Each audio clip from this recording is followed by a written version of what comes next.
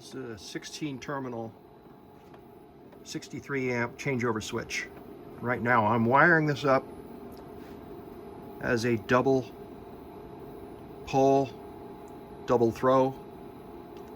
And right now this all right up in here, these four will be a common, and then these four will be a common, using number 6 gauge, and that's a continuous piece. It goes in and out and around all these screws here for the best conductivity. And same thing with the other leg right here at line 1 and line 2.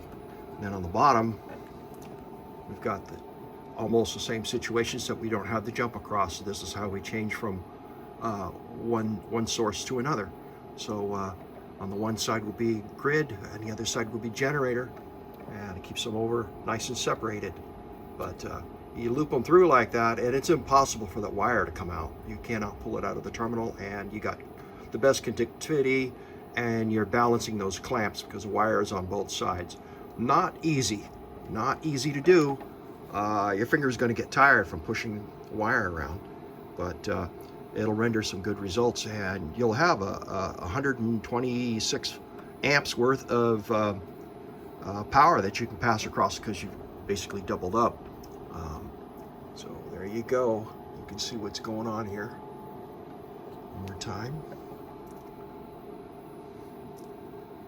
And each contact is rated at 63 amps. You can see it right there. There it is, 63 at 690 volts. Now I just got to stuff it in the box.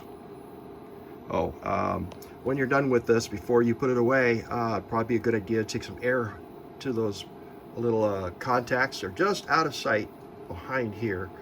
And with all the copper and dust and grit and pieces of insulation that may have gotten in there, you want to blow it out and make sure that those contacts can't see any grit. You can just see a contact right there in the middle of the screen sticking up there, quite large. But you can put it in the box, make sure you don't have any ventilation or anything. As you can see, there's light coming through. There's going to be some foam rubber stuffed in from the other side so that no air or anything will be coming into it, and this box will be sealed up quite well. There's a gasket that goes around, or a little foam seal, and I'm probably going to do the same with that pass through into the other breaker. Just seal it off, so we won't have any bugs or dust or reduce humidity getting in there.